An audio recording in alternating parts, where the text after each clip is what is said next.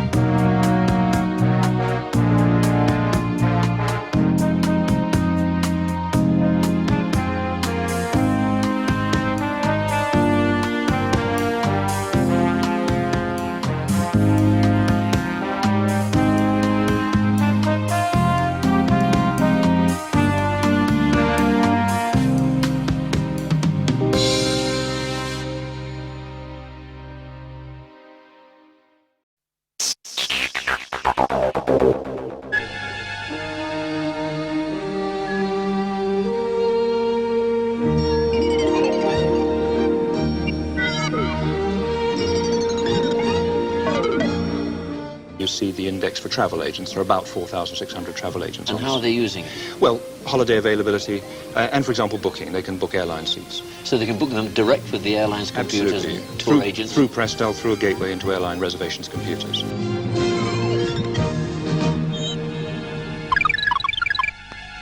That's the mortgage, that's bad meaning. British Gas, Northwest Water, better pay them. They want £8.89, number 5.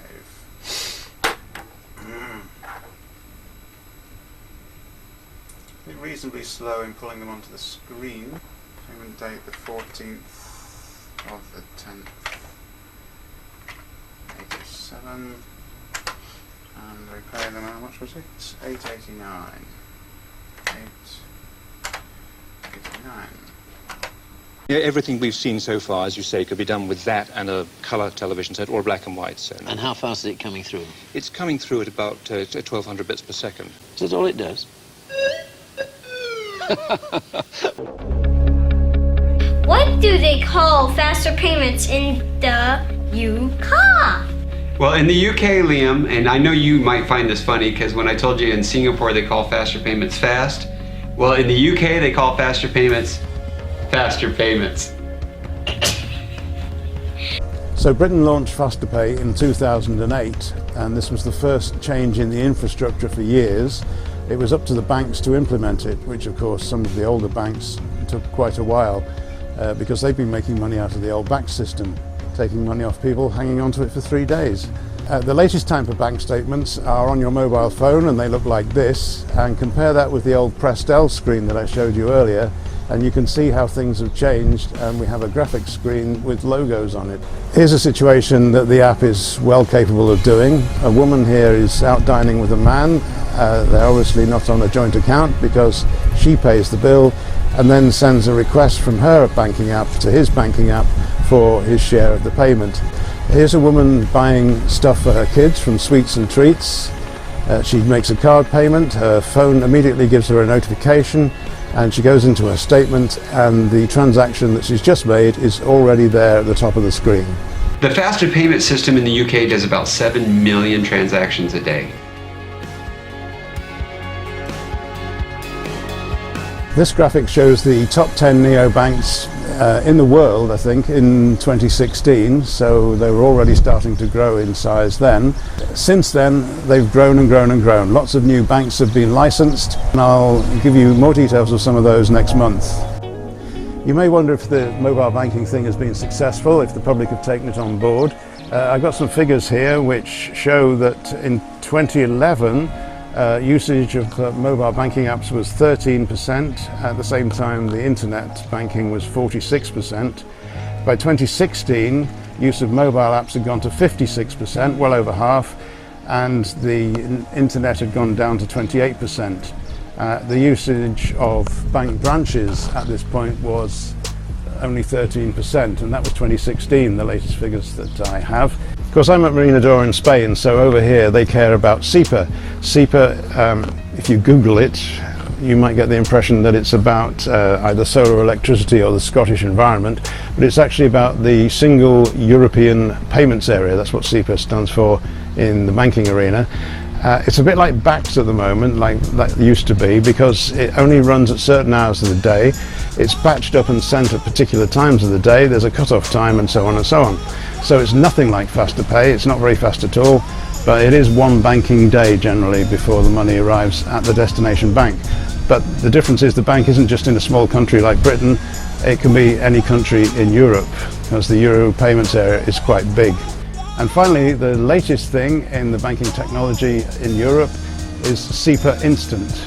It's a bit like faster pay because it's 24/7, 365 days a year. The specification of SEPA Instant expects that the banks will have decided whether they're going to make the payment or not make the payment within 10 seconds. So it's a bit like a credit card authorization at a terminal now. It's more or less instant. SEPA Instant is the future in Europe. It's not been taken up by that many banks. It was launched in 2017, and I looked at the list of people who have taken it on board in England, and there are two. One of them I've never heard of, the other one is TransferWise. So a long way to go yet.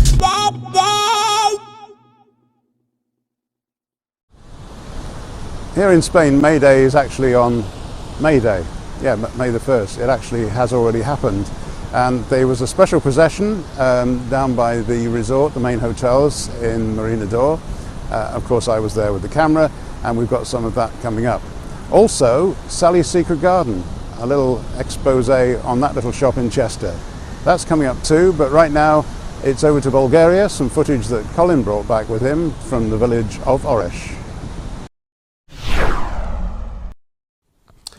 So this is Davy's bungalow. Davy's the guy who feeds all the stray cats. He also has a dog called Bonnie, who is like a guard dog for the property. Davy's about to start some work on his property and has already put the foundations in place for this. Colin's been over and brought this video footage back, as Colin goes to Bulgaria more than I do, and it shows there are some spare bricks lying around. Not sure what he's going to do with those yet. We'll keep you posted. He's got a concrete mixer, which is always handy, but the work in progress at the moment seems to be on the garden. Davy's been posting on Facebook about grass seed.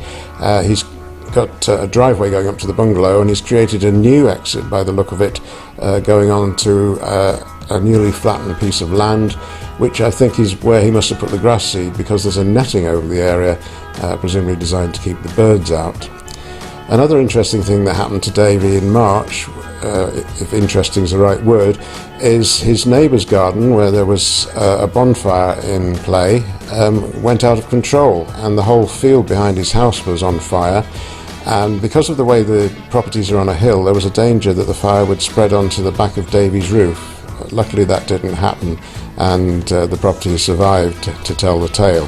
So we'll be back in a couple of months to show you how the new lawn is looking, and hopefully some of the grass that was burnt down will also have grown back.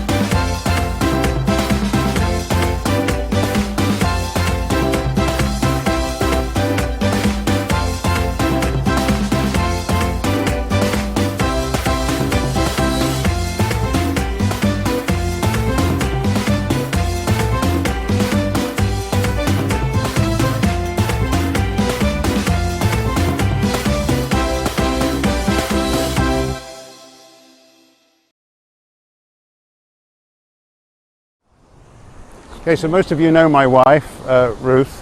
She would like to hide behind me because she hates having her picture taken. But I'm going to talk about her anyway, because she's been working at Sally's Secret Garden for how many years now? 7. 7 years, and she's just finished that stint because Sally's selling the shop. So Sally's Secret Garden will still be a secret garden, but not with Sally. So there you go, that's the end of an era, and we're all very sad. Thank you. I think she did that well. Right now it's time for the Radio Rewind, and this month it's about... You haven't sneaked off yet. I thought you might sort of disappear now. Oh, maybe, yes. Okay, she's going to ease out of the picture. This is all the Radio Rewind stuff from 1976. It's bits taken from a show I was doing, an afternoon show in May 1976, and it features jingles that were made for me by other people. They include well-known people like Mac and Katie Kassoon, and also just listeners who used to make jingles on their home equipment and send them in. So I used to use them because it's local radio and it needs to feature local people, particularly if they're any good. And Radio Merseyside, which is the station, is based in a region where people are quite talented. There's apparently been 1 or 2 well-known groups come out of Liverpool. Big Brian's here! With nothing but fun!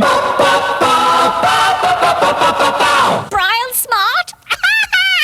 Yes, that's funny.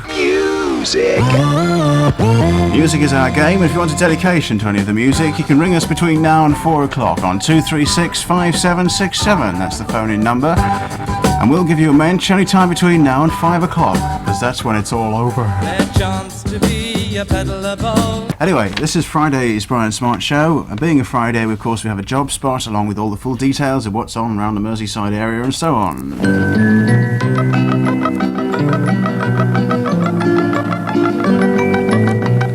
Play it gentle or play it loud. Play it humble or play it proud. But play it smart. Yes, play it smart. Please play it Brian Smart. Do your best with this request today. Any record will do. Just give it a play. Play it briefly or play it long. Play it sweetly or play it strong, but play it smart. Yes, play it smart. Please play it Brian Smart. 13 minutes past 3 o'clock. We'll play one for Angela, Jimmy and Valerie. I think that's from Mrs. Ray. They've asked for Jim Capaldi, but unless you send it in advance, I'm afraid there's no chance. What particular record? Wombling along on a Friday afternoon. Remember, you're a womble. A bit of an oldie from CBS. 9 minutes to 4 o'clock is the time. There's a jumble sale at Granby County Primary School today, but it's finished. Somebody's just handed me this. Oh dear. The Brian Smart Show, here on your radio. Brian Smart, play me a song on Radio Merseyside, and you'll never go wrong. Anyway, we're sorry we couldn't publicise that, but it finished about 3 o'clock. We love your I don't know why they gave it to me. But we do have some details of what's on around the Merseyside area. We'll be doing those after 4 o'clock today. Things that are happening this evening. day and we'll love you. Going to play a song for Dickie Harvey. Happy birthday to you. I believe it's your 23rd birthday. Play me a song, Going to play you a song from Phil Kenny and Chubba. dear Brian, please play me a song. Happy birthday, Dickie. Nearly as old as me. 1 year ago. You'll never catch up, though. I'll be back in 5 minutes' time with the Kennedy Classic. It's 4 o'clock. Radio Merseyside News, John Candy reporting. So I was sitting in Starbucks in Mould one very rainy day, and I looked out the window and I saw this bus. It was pouring with rain and it was a topless bus. I'm sure that's not the right term for it. So I ended up in a conversation with the driver who explained to me how the water drains away from an open top bus.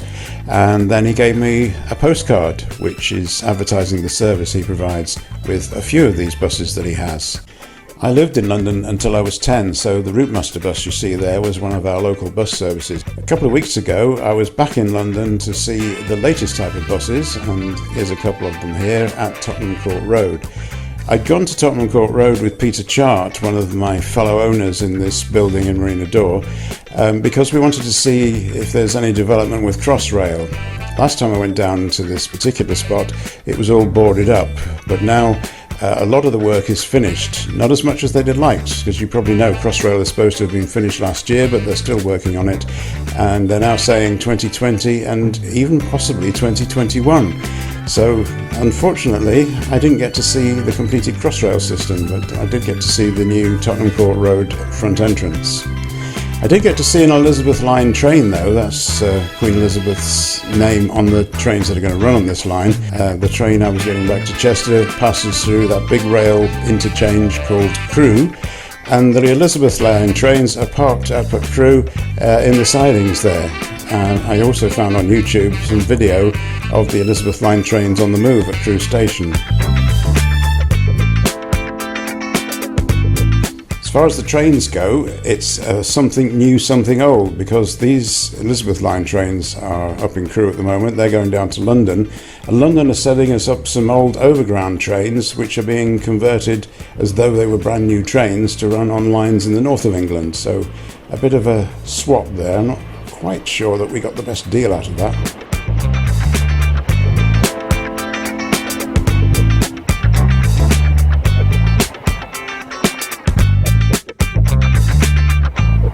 When we left Trident last month, the snow had just kicked in and we couldn't do much else, but the sun came back, the rubbish is still in the garden, and I carried on removing it at about the rate of a couple of bags a week.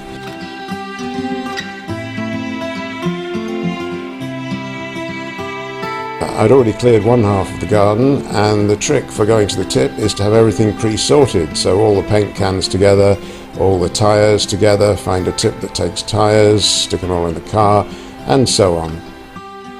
Inside, work is progressing. There's been some plasterboard put on the walls. The bathroom suite has been loosely placed to see that the plumbing is all in the right place.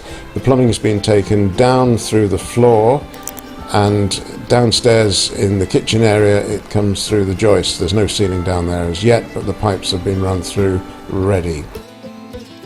That'll be another stage, but right now we concentrate on the bathroom. I brought a few things in, like the towel radiators. Electric towel radiators go in here. We put down the floor tiles. They've actually been grouted now as well, which you may notice later. The timber battens are on the walls ready to take the wall cladding, and to work to a line for the wall cladding we needed to start putting up a ceiling. And my famous downlighters have already been pushed through here, and we've now got a line to work to. Rightly or wrongly, I picked a wall cladding that has to be matched up like wallpaper, so Bob is fixing this, and each time he has to try it for size, mark it, and then take it into the bedroom and cut it to size.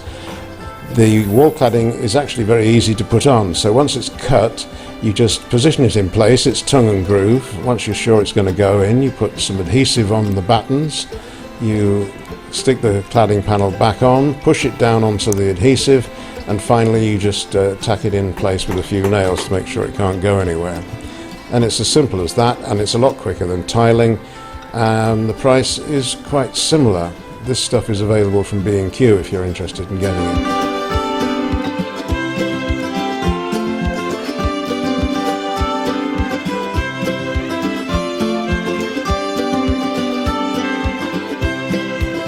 Now I'm telling you all this from Spain, and when I left all these bits and pieces were lying around. I bought a bathroom cabinet, I bought various other bits including more cladding, and I brought my collection of downlighters and stuff ready to put in place when we were sticking up ceilings.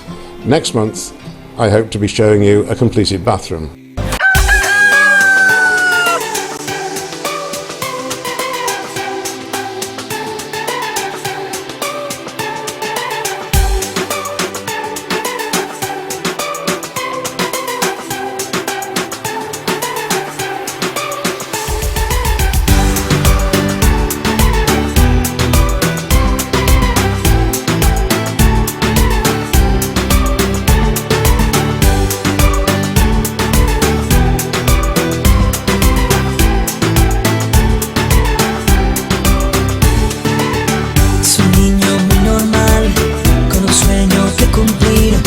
Quiere ser siempre el mejor, una estrella de ficción.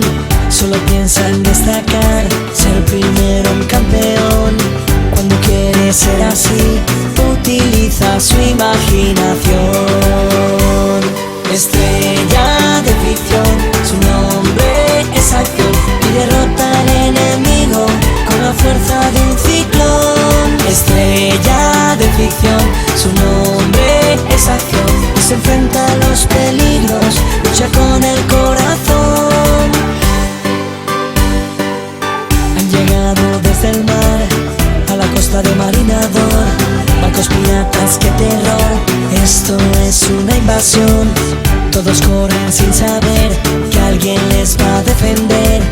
Es un niño con poder, con astucia y con gran valor. Estrella de ficción, su nombre es acción y derrota al enemigo con la fuerza de un ciclón. Estrella de ficción, su nombre